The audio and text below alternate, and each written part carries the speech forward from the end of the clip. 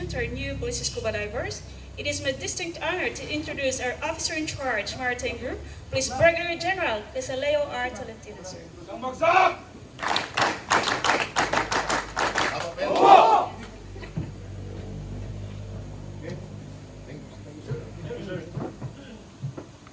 And then, give tikas pangya and paluwag. Ano ngayon kami papasahin? I-introduce mo ba? Wala na. Okay, so it's nice to be here in our facility.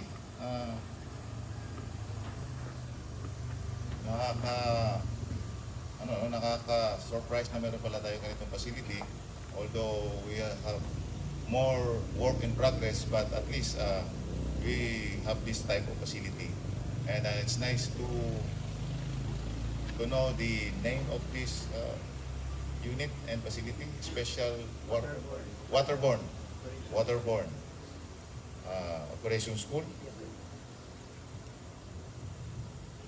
So alaman naman natin na in this particular place of the country, Mabini, although Mabini is known due to Anilao, but Mabini has a lot of dive spots. Sabi nga ay merong more than hundreds of dive spots. Ano yung mga meron dito? Aside from the regular corals, meron ba mga shipwreck, mga aeroplano, mga... Meron tayong reef diving, may cave diving. Oh, may cave diving. But anyway, very fortunate that the MG is very fortunate to have this type of facility. And natapat pa sa famous dive spots. But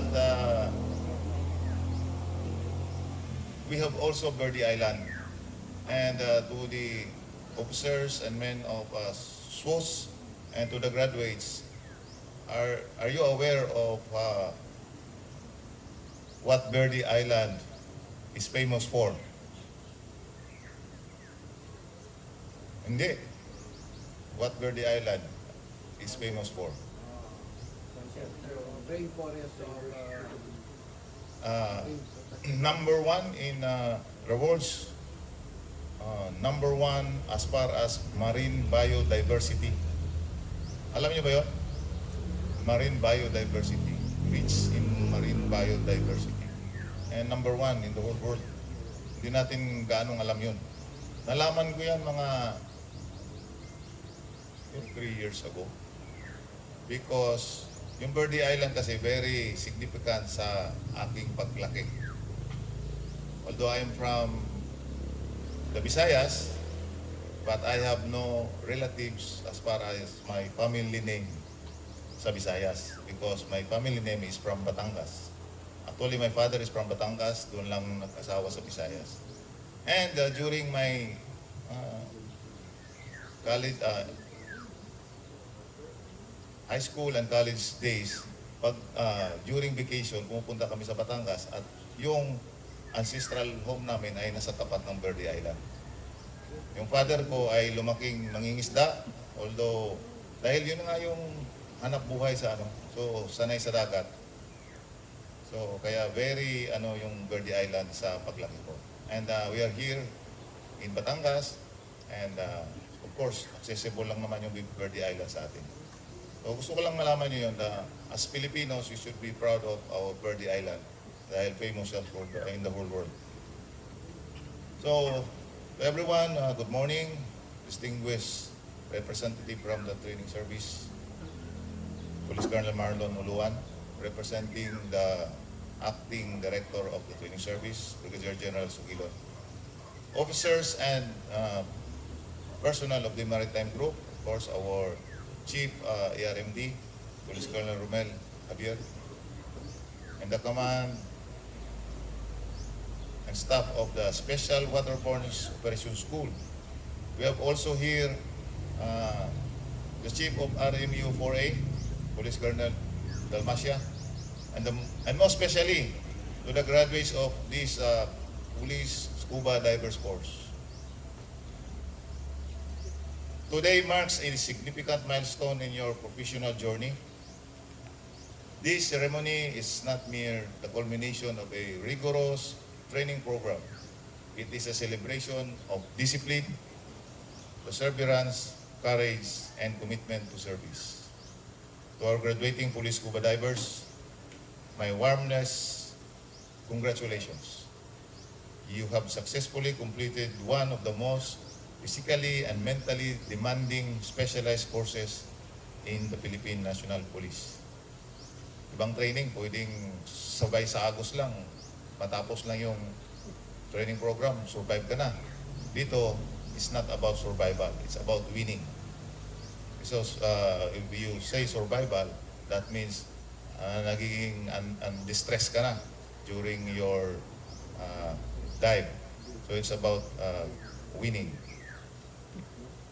Through the more than 200 hours of training, you learn not only how to survive and operate underwater, but more importantly, how to think, decide, and perform under conditions where mistakes can have serious consequences.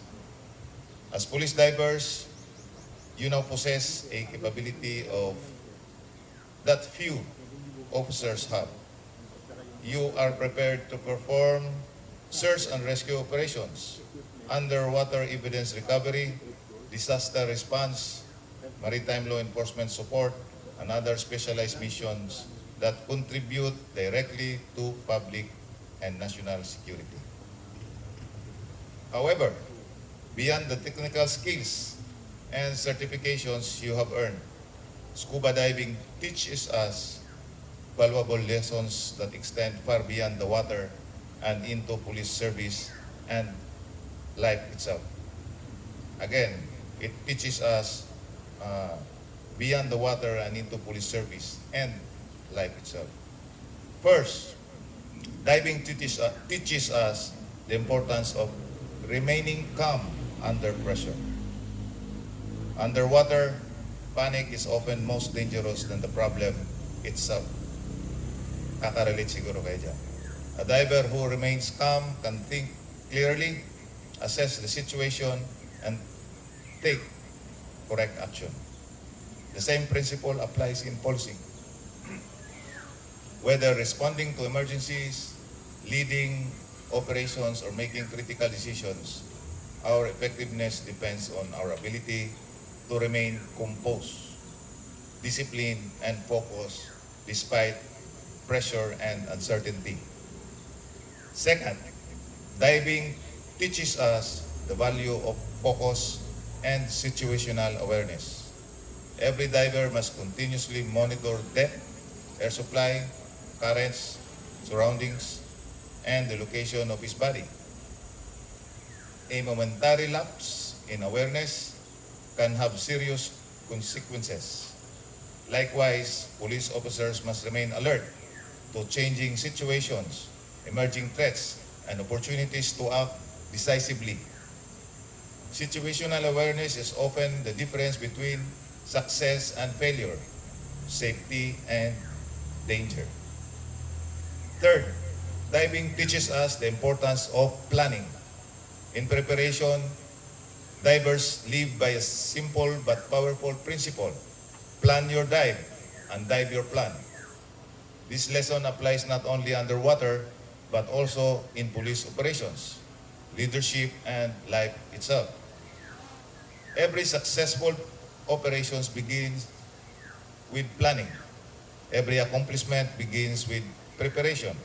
Every meaningful goal requires a clear objective, a sound strategy, and disciplined execution. Yet planning alone is not enough. Once a plan is made, we must have the commitment and discipline to execute it faithfully while remaining flexible enough to adapt to changing circumstances. Whether in police service, leadership, career development, or family life, the lesson remains the same. Think ahead, prepare thoroughly, stay focused, and never lose sight of your mission. Another important lesson from diving is the value of teamwork. As divers, you know that no one enters the water alone. As the saying goes, underwater, your life depends on your body. In policing, our success depends on one another. Trust, teamwork, and mutual accountability remains the foundation of every successful mission. No officer succeeds alone. No operation succeeds without cooperation. The bond between diving partners reflects the same trust and teamwork that strengthen our organization and enable us to accomplish our mission. Today, a joint and select group of professionals trained to go where others cannot. As police divers, you are trained to navigate the depths of the sea and the challenges of public service with equal courage and professionalism.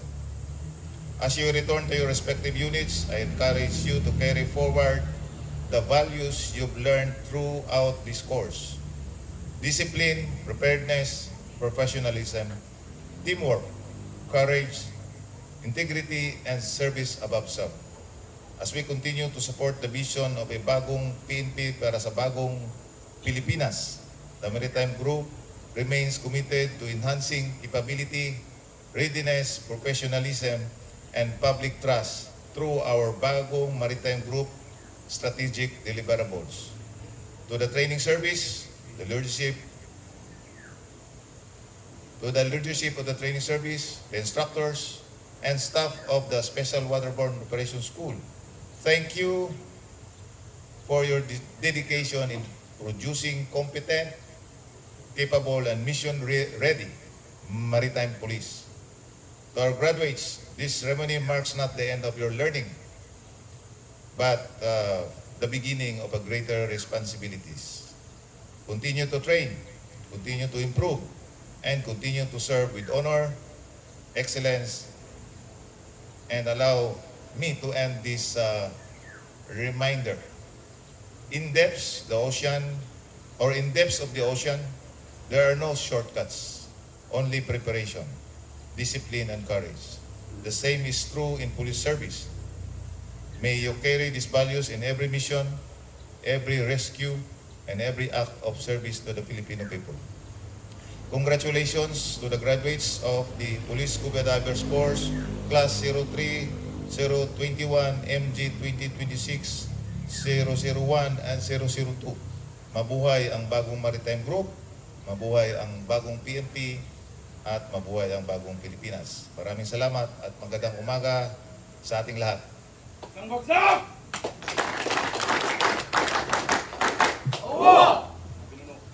Thank you very much, sir, for the inspiring and deeply profound message. Your presence and your message greatly